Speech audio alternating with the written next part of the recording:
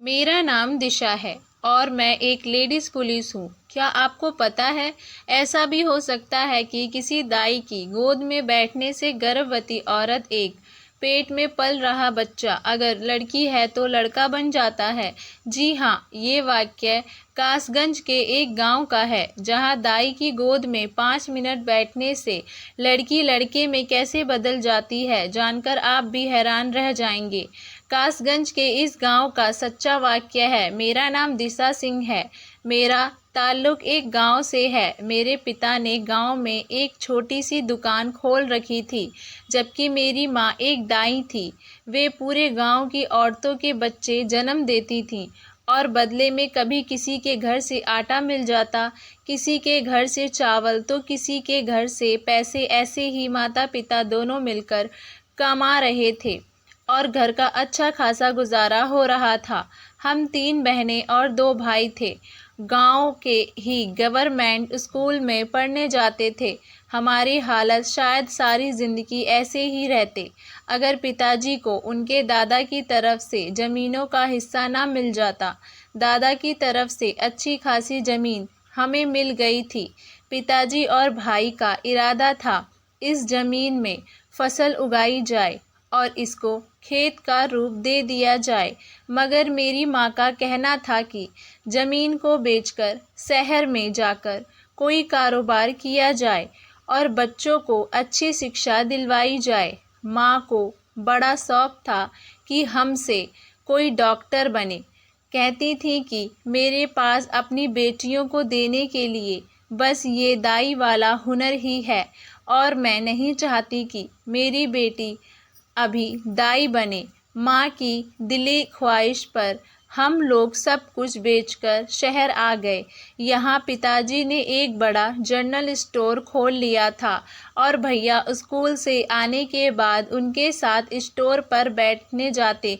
ईश्वर ने हमारे काम में बहुत ही तरक्की दी और हमारे हालत धीरे धीरे सुधरने लगे। घर में सारी खुशियाँ वापस आने लगी और घर खर्च में भी हर चीज़ की सुविधा मौजूद होने लगी। मुझे तो पुलिस में जाने का बहुत ही शौक़ था। मैंने सोचा कि बाकी 2 बहनें में से कोई भी बहन माँ की ख्वाहिश पूरी करने के लिए तैयार हो सकती है, डॉक्टर बन जाए। इसीलिए मैंने अपना पूरा ध्यान पुलिस की नौकरी हासिल करने की तरफ लगाया हुआ था।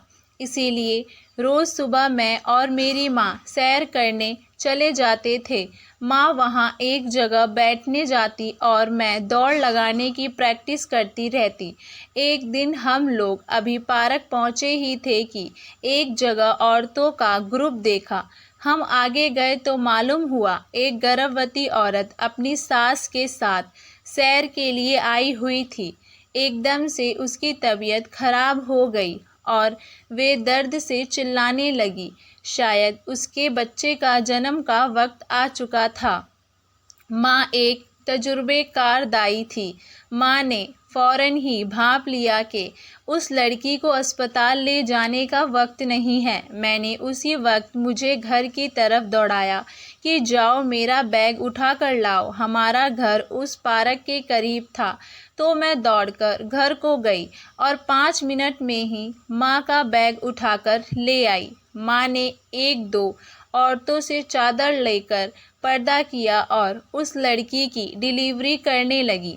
उसकी सास बेचारी बहुत ही बदहवास हो रही थी। मुझे समझ नहीं आ रहा था कि मैं उस औरत को क्या तसल्ली दूँ, मगर उसका हाथ पकड़कर सहलाती रही और कहती रही, फ़िक्र मत करो, सब कुछ ठीक हो जाएगा।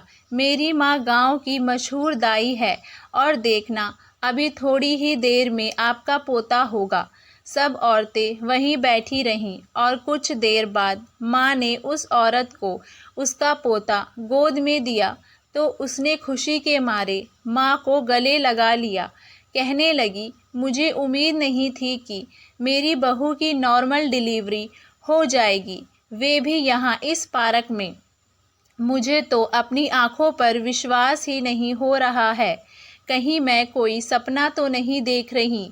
मैं तो इस पार्क में ऐसे ही सैर के लिए आई थी और अपनी बहू को भी साथ लाई थी कि चलो बाहर चलने से तुम्हें कुछ सुकून मिलेगा। बाहर की हवा खाओगी तो बच्चे की सेहत पर भी अच्छा असर पड़ता है। मगर यहाँ तो बहू को दर्द ही शुरू हो गया। ये सब देखकर मैं बहुत परेशान हो गई थी, लेकिन आपने तो मेरी सारी परेशानियों को दूर ही कर दिया। डॉक्टर ने तो मेरी बहू का ऑपरेशन का ही बताया था और हम लोग बहू को दूसरे शहर बड़े डॉक्टर के पास डिलीवरी कराने के लिए ले जाने वाले थे। उस औरत ने हमसे करवाने के लिए ले जाने वाले थे। उस औरत ने हमसे हमारा पता लिया और अपने ड्राइवर को बुलाकर अपनी बहू को पोते समेत वहां से चली गई। एक हफ्ते बाद वही औरत अपनी बेटी के साथ हमारे घर आई और उसके साथ काफ़ी मिठाइयाँ और फल आदि थे। वे माँ का शुक्रिया अदा करने आई थी और साथ ही मेरा रिश्ता भी अपने बेटे के लिए लेकर आई थी। उसका बेटा पुलिस ऑफिसर था और ये सुनकर मैं बहुत खुश हुई थी कि अगर मेरी इस लड़के के साथ शादी हो जाएगी तो मैं भी पुलिस में आसानी से भर्ती हो जाऊंगी। मैंने माँ को इशारा किया कि जल्दी से हाँ कर दो। माँ ने कुछ दिन सोचने के लिए मांगे और फिर हाँ कर दी। कुछ ही दिनों बाद मेरी शादी एक पुलिस इंस्पेक्टर से हो गई और मैं शादी करके दूसरे शहर चली गई। मेरी माँ का बड़ा इरादा था कि वे मुझे डॉक्टर बनाएं, मगर मैं भी क्या करती, अपने दिल के हाथों मजबूर थी। मैंने दूसरे शहर आकर कुछ ही दिनों में पुलिस की फील्ड ज्वाइन कर ली। यहाँ मेरा वक्त बहुत अच्छा गुजर रहा था। मैं और मेरे पति दोनों ही खुशी खुशी ज़िंदगी गुजार रहे थे। हम दोनों एक दूसरे से बहुत प्यार करते थे। फिर अचानक कुछ दिनों बाद पता चला कि मेरी बहनें डॉक्टर बन रही हैं। डॉक्टर बनना कौन सा आसान काम है, माँ ने अपने शहर में लिया। कौन सा आसान काम है, माँ ने अपना शहर में लिया हुआ घर बेच दिया और खुद किराए पर आ गई ताकि बेटियां डॉक्टर बन सके। मेरे भाइयों और पिता ने घर बेचने पर बहुत ऐतराज़ किया। वे तो घर बेचने को राजी ही नहीं थे, लेकिन माँ के सर पर ही पता नहीं कौन सा भूत सवार था कि किसी की कोई बात नहीं सुननी और बहुत ही महंगे कॉलेज में दोनों को दाखिल करा दिया। मैंने भी माँ को बहुत मना किया, अपनी हैसियत से ज़्यादा चादर में पैर मत फैलाओ, मगर मैं फ़ोन पर सिर्फ समझा ही सकती थी। माँ ने नहीं मानी। मैं अपने रोज़मर्रा के कार्यों में व्यस्त हो गई। मैं भी अपने रोज़मर्रा के कामों में बहुत ही व्यस्त रहने लगी। मैं कभी कभार माँ से जाकर मिल लेती थी। पहली नौकरी और फिर लगातार 2 बेटियों की वजह से घर से निकलना बहुत ही कम हो गया था। मैं अपनी शादीशुदा ज़िंदगी और नौकरी की वजह से बहुत ही खुश थी, मगर अब मुझे महसूस हो रहा था कि मेरी सास मुझसे कुछ खास खुश नहीं रहती। उन्हें पोते की बहुत ज़्यादा ख्वाहिश थी, मगर मेरी तो दोनों बेटियां ही थीं। मेरे पति को बेटियों के होने से कोई भी मसला नहीं था, मगर मेरी सास जाने क्यों अब मेरे पीछे पड़ गई थी कि अब की बार मुझे पोता ही चाहिए। उनकी बातें सुनकर मैं भी दिमागी परेशानी से पूछ रही थी। मेरी नौकरानी एक दिन मुझे कहने लगी, मैडम जी, मैं जानती हूँ आप अपनी सास की वजह से बहुत परेशान रहने लगी हैं, मगर मेरे पास एक हल है। मैंने चौंक कर पूछा, कैसा हल है तुम्हारे पास? वे कहने लगी, मैडम जी, कासगंज के पास ही एक छोटा सा गांव है। उस गांव में एक दाई रहती है। उसकी गोद अगर गर्भवती औरत 5 मिनट बैठ जाए तो उसके दिल की हर मन्नत पूरी हो जाती है। उसके यहाँ हर हाल में ही बेटा पैदा हो जाता है। मैं उसकी बात सुनकर हंस पड़ी और अपने ही गांव का नाम सुनकर चौंक भी गई थी। ये तो मेरे गांव का नाम था। वहाँ ऐसी कौन सी दाई आ गई है जो बेटे बांटने लगी थी। मैंने अपनी नौकरानी की बात को इतना सीरियस नहीं लिया और कहा, तुम्हें कोई गलतफहमी हो गई होगी, क्योंकि वहाँ तो अब कोई दाई नहीं रहती। तुम्हें कोई गलतफहमी हो गई होगी। लगभग 3 साल पहले मेरा गांव जाना हुआ था, मगर तब तक तो ऐसी कोई बात नहीं थी जो मेरे सामने आई हो। मैंने तो इस बारे में कभी कुछ नहीं सुना। वहाँ किसी दाई का जिक्र तक मैंने कभी नहीं सुना। तो फिर ये दाई कहाँ से आ गई? बल्कि गांव की औरतें अब शहर में अस्पताल का रुख करने लगी हैं, वहीं से अपना चेकअप करवाती हैं और डिलीवरी भी अस्पताल से ही करवाती हैं। मैंने नौकरानी को कहा, तुम्हें कोई गलतफहमी हो रही होगी, जाओ जाकर अपना काम करो, ऐसी फिजूल बातें अपने दिमाग में मत लाया करो। उस गांव में ऐसा कुछ नहीं हो सकता, किसी और गांव का वाक्य होगा। नौकरानी कहने लगी, लेकिन मैडम जी, मुझे तो पूरा यकीन है, क्योंकि मेरी बहन को भी उसका पति रोज़ बेटियों के ताने देता था। उसकी 4 बेटियां थीं और उसके पति ने कहा था कि अब की बार अगर तुमने बेटा पैदा नहीं किया तो मैं तुम्हें तलाक दे दूंगा और इस घर से धक्के मार कर निकाल दूंगा। डॉक्टरों ने तो अल्ट्रासाउंड करके साफ बता दिया था कि इस बार भी बेटी है, मगर फिर किसी ने उस दाई के बारे में बताया। मैं अपनी बहन के साथ खुद उस गांव में गई थी। वहां एक आई थी, बड़ी ही कोई नेक आई थी, अच्छी इंसान लग रही थी। मेरी बहन को कहने लगी कि मेरी झोली में बैठ जाओ, तुम्हारे पेट में मौजूद लड़की लड़के में बदल जाएगी। मेरी बहन उस दाई की गोद में 5 मिनट तक बैठी और सच में ऐसा ही हुआ। जब उसकी डिलीवरी हुई तो उसके यहाँ बेटा पैदा हुआ। ये सारी बातें मेरी सास भी सुन रही थी। कहने लगी, हम भी वहाँ जाएंगे, तुम इस बार गर्भवती हो जाओ तो हम भी ज़रूर जाएंगे। मुझे अपनी नस्ल आगे बढ़ाने के लिए पोता चाहिए। मैं सर पकड़ कर बैठ गई। यहाँ क्या नई कहानी निकल कर आई है जो इस नौकरानी ने मेरी सास के कानों में भी डाल दी है। मैंने अपनी नौकरानी को गुस्से से देखा कि इतनी ऊंची आवाज़ में बताने की क्या ज़रूरत थी। मेरी सास ऐसे बातों पर बहुत यकीन रखती हैं, मगर मैं एक पुलिस वाली थी, इसीलिए जब तक मैं अपनी आँखों से सब कुछ नहीं देख लेती मुझे यकीन नहीं आता।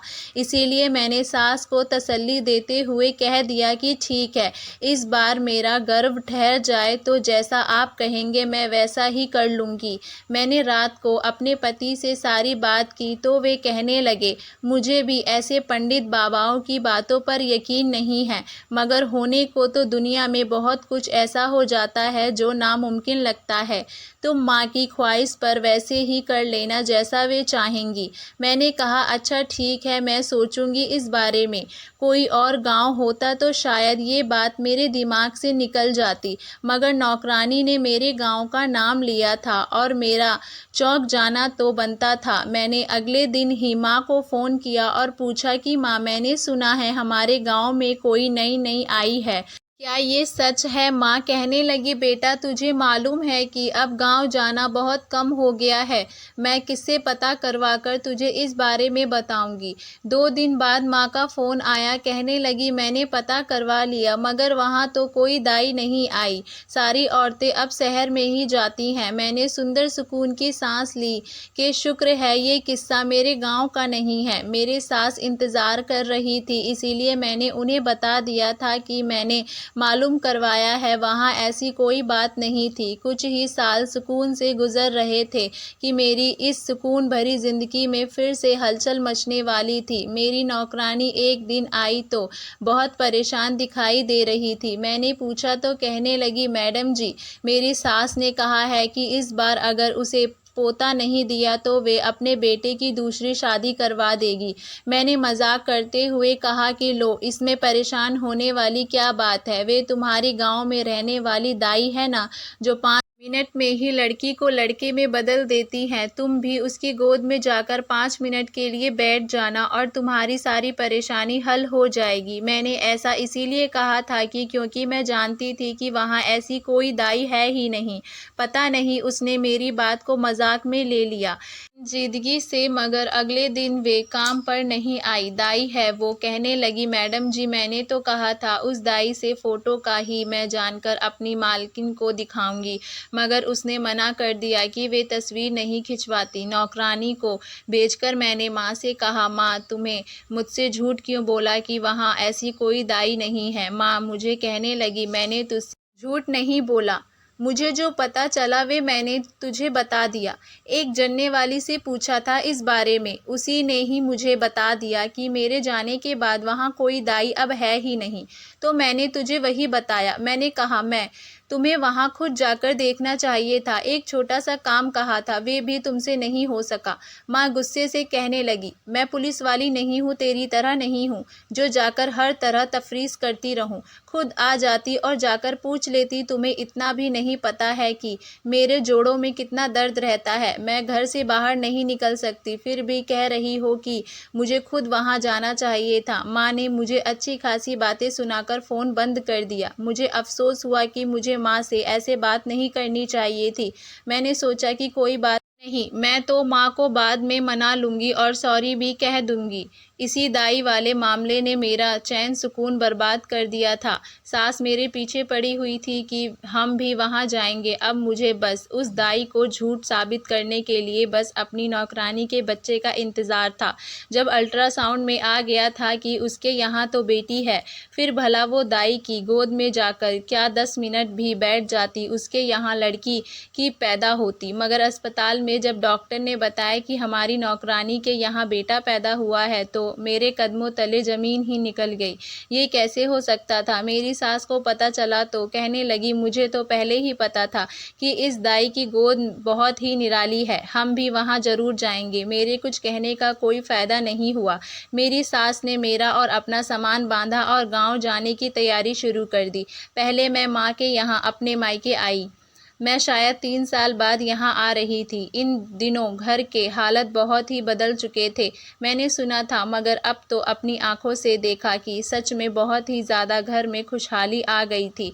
नया घर और नया फर्नीचर और हर चीज़ बहुत ही महंगी थी।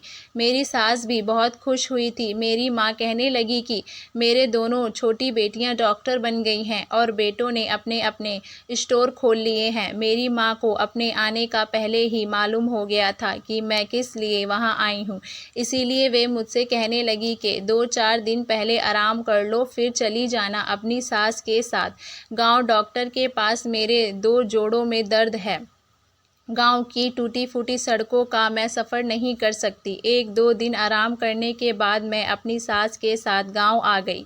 मेरी सास बहुत खुश हो रही थी कि अब तो उनकी दिल्ली तमन्ना पूरी हो जाएगी। हम 2 घंटे का सफ़र करने के बाद गांव पहुँचे। सुना गांव के शुरू में ही एक झोपड़ी है जहां वे बैठती है। हम अंदर गए तो एक औरत ने सर पर हरे रंग का मफलर लपेटा हुआ था। मुझे वे देखने से कहीं से भी दाई नहीं लग रही थी। मेरे अंदर की पुलिस वाली जाग गई थी। मैंने उसे जाकर कहा बेटे के लिए आई हूँ। वे कहने लगी मैडम जी जाकर किसी भी अस्पताल से अल्ट्रासाउंड करवा लाओ, अगर तो इस रिपोर्ट में लड़की हुई तो चली आना, वरना अगर लड़का हुआ तो घर वापस लौट जाना। हम नहीं चाहते कि ऐसे हो कि तुम्हारा लड़का हो और तुम हमारी गोद में बैठो तो सारे तंत्र मंत्र उल्टे ना पड़ जाएं और तुम्हारा लड़का लड़की में ना बदल जाए। इसीलिए जाओ पहले अल्ट्रासाउंड करवा लाओ, उसके बाद करने के लिए। अंदाजे से मेरी सास तो बहुत खुश हुई, कहने लगी देखो कितनी अच्छी दाई है, पैसे भी नहीं लिए और अल्ट्रासाउंड का कितना अच्छा मशवरा दिया है। मैंने भी सोचा हाँ ये भी ठीक है, अल्ट्रासाउंड करवा लेना चाहिए। मैंने घर जाकर माँ और बहनों को सारी बात बताई तो बहनें कहने लगी अरे दीदी तुम कल अपनी सास के साथ आप मेरे क्लिनिक आ जाना, मैं तुम्हारा अल्ट्रासाउंड कर दूंगी। अगले दिन जब टेस्ट हुआ और उसकी रिपोर्ट आई तो मेरी बहन ने उदासी से बताया कि दीदी तुम्हारे यहाँ फिर से लड़की है। ये खबर सुनकर मेरी सास का मूड खराब हो गया था, मगर फिर कहने लगी कि चलो कोई बात नहीं, वो दाई है ना, हम आज ही दोबारा उसके पास जाएंगे। बहन के क्लिनिक से निकलकर हम सीधा गांव उस दाई के पास आ गए थे। मुझे अभी भी यकीन नहीं हो रहा था। मैं इस दाई की गोद में बैठे और 5 मिनट बाद उठ गई। उस दाई ने पैसे नहीं लिए, मगर मेरी सास ने ज़बरदस्ती काफ़ी सारे नोट उसकी झोली में रख दिए। मेरा इरादा भी एक दिन और रहने का था, मगर सास ने जल्दी मचाई हुई थी। मैं रात को माँ को बताने उनके कमरे में गई तो कमरे से माँ की परेशान आवाज़ सुनाई दी, "फिक्र नहीं करो तुम दोनों बहनों, सब ठीक हो जाएगा।" मैंने कमरे में जाकर पूछा, "क्या बात है?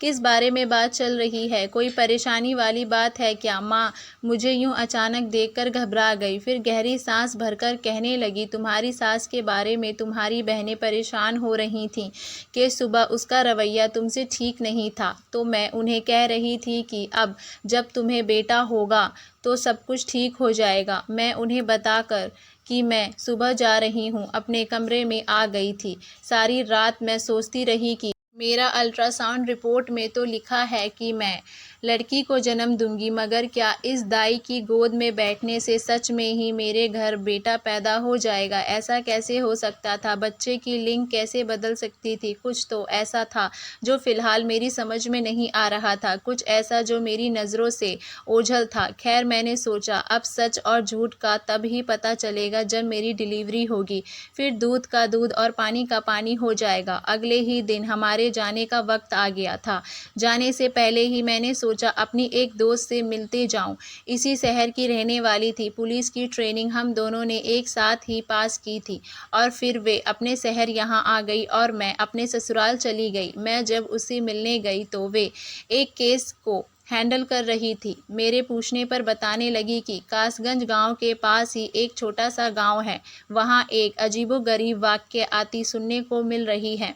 सुनकर यकीन नहीं आता, मगर मानना पड़ता है। कुछ पढ़े लिखे दाई के खिलाफ रिपोर्ट लिखवा कर गए हैं कि वे दाई फ्रॉड करती है, मगर कैसे ये किसी को नहीं पता और हमें भी बावजूद कोशिश के कोई सबूत नहीं मिल पाया। मैंने अपनी नई साथियों को भेजकर देखा कौन है वे, मगर उस दाई ने हमेशा घूंघट ओढ़े होती है और शक्ल तो दूर की बात, किसी को उसके बारे में कुछ मालूम नहीं। गांव की औरतों से पूछा, मगर किसी को कुछ मालूम नहीं। मेरी टीम भी दोबारा नाकाम होकर वापस आ गई। मैं उसकी बातें सुनकर चौंक गई। मतलब वे भी मेरी तरह ही सोच रही थी, उसे भी कुछ गड़बड़ लग रही थी। बात मेरे दिमाग में उलझन का मकसद बन रही थी। वे ये थी कि मैं जब उस दाई से मिली तो उसका चेहरा खुला हुआ था, उसने घूंघट तो नहीं किया था। अचानक एक ख्याल मेरे दिमाग में आया, वे असली दाई थी भी या दाई के भेष में कोई औरत मुझे बेवकूफ़ बना रही थी। और अब जब तक मैं सच नहीं जान लेती मुझे चैन नहीं मिलना था। ये औरत जो कोई भी थी उसकी असलियत जानने का वक्त आ गया था। लेकिन मसला ये था कि मैं वापस आ रही थी और ये मेरा इलाका नहीं था। मैंने अपने दोस्त के साथ उस केस को खूब अच्छी तरह डिस्कस किया और उसे कहा कि जल्द इस केस को हल करे, क्योंकि इस सब में मेरे गांव का नाम बदनाम हो रहा था और ये मुझे किसी तौर पर भी मंजूर नहीं था। मैं अपनी सास के साथ वापस अपने शहर आ गई। प्लानिंग के मुताबिक मैंने 4 दिन बाद अपनी सास को कहा कि मुझे एक केस के सिलसिले में शहर से बाहर जाना पड़ रहा है, आप बच्चियों का ध्यान रखिएगा। मैं अपने दोस्त के साथ मिलकर उस दाई वाले मामले को संभालना चाहती थी, इसीलिए किसी को भी बिना बताए चोरी चुपके अपने शहर आ गई। मैंने अपनी माँ और बहनों को भी इस बारे में नहीं बताया था कि मैं दोबारा आई हूँ। अगले दिन मैंने और मेरे दोस्त ने बुर्का पहन लिया और अपना होलिया बदलकर हम गांव की तरफ रवाना हो गए। मेरी दोस्त मेरी सास बनी हुई थी, हमने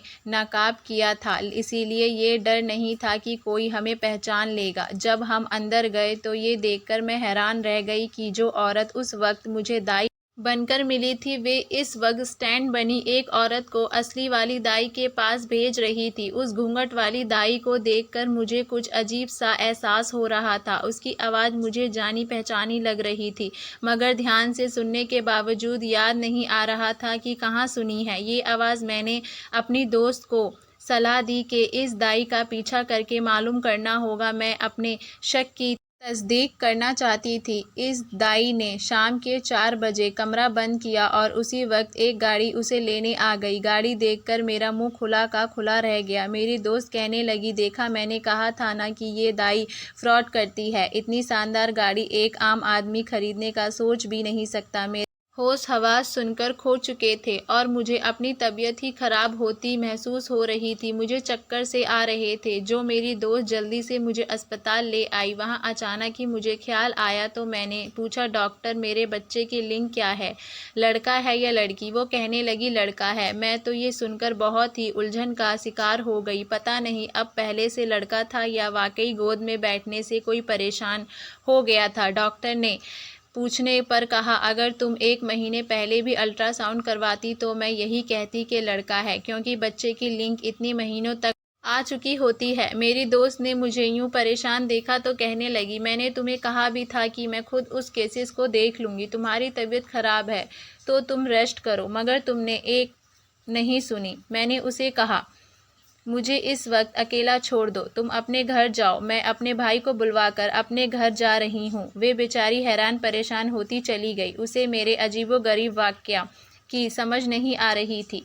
वे अब उसे क्या बताती कि मुझे क्या क्या पता चल चुका है कि वे दाई कौन है। वे दाई जिसका आज घूंघट में हमने देखा था, कोई और नहीं बल्कि मेरी अपनी माँ थी। मुझे उसकी आवाज़ से शक हो गया था, मगर मैंने बुर्का पहन लिया और अपना होलिया बदलकर हम गांव की तरफ रवाना हो गए। मेरी दोस्त मेरी सास बनी हुई थी। हमने नकाब किया था, इसीलिए ये डर नहीं था कि कोई हमें पहचान लेगा।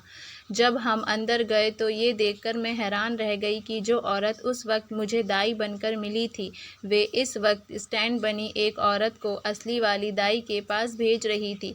उस वक्त यकीन नहीं कर सकती थी, मगर जब मैंने उस गाड़ी को देखा तो ऐसा लगा कि जैसे मेरे सर पर आसमान फट गया हो। वो गाड़ी मेरे भाई की थी, वही माँ को लेने आया हुआ था। ये सब जानकर मुझे कुछ समझ नहीं आ रहा था कि मेरी माँ क्या कर रही है, बल्कि मेरी बहनों ने भी मुझसे झूठ बोला कि रिपोर्ट में बेटी है। जाने इन सब लोगों ने मिलकर मुझे धोखा क्यों दिया था। मैंने टैक्सी करवाई और माँ के घर की तरफ मोड़ ली। अब सारे सवालों के जवाब वहीं से मिल सकते थे कि ये सारा क्या चक्कर है और क्यों ये खेल खेला जा रहा है। मैं घर आई तो सभी मुझे देखकर दंग रह गए। उनको बिल्कुल उम्मीद नहीं थी कि मैं 2-4 दिनों बाद ही वापस आ जाऊंगी। मेरी बहन परेशान होकर आगे बढ़ी और कहने लगी, दीदी क्या बात है, तुम रात के इस वक्त यहाँ, सब कुछ ठीक तो है ना? मैंने अपनी बहन के मुंह पर थप्पड़ मारा और कहा, ठीक तो कुछ भी नहीं है। तुम लोग मुझे अब बताओगे कि ये सारा ड्रामा क्या है? सब हक्के बक्के रह गए। वो चीख कर बोली, मुझे क्यों मारा आपने? मैंने अपनी अभी वाली रिपोर्ट उसके आगे की और कहा, ये है मेरी असली रिपोर्ट। तुमने झूठ रिपोर्ट बनाई थी, क्यों? फिर मैं माँ की तरफ मुड़ी और कहा, माँ तुम दाई का भेष बदल कर लोगों को बेवकूफ़ बनाती रही हो, क्यों? माँ समेत सब के रंग उड़ गए। मैंने कहा, मुझे सब सच सच सुनना है, वरना मैं पुलिस को अभी कॉल करके सब कुछ बता दूंगी। माँ चीखते हुए बोली, हमारे पास और कोई चारा नहीं था, तुम तो शादी करके चली गई।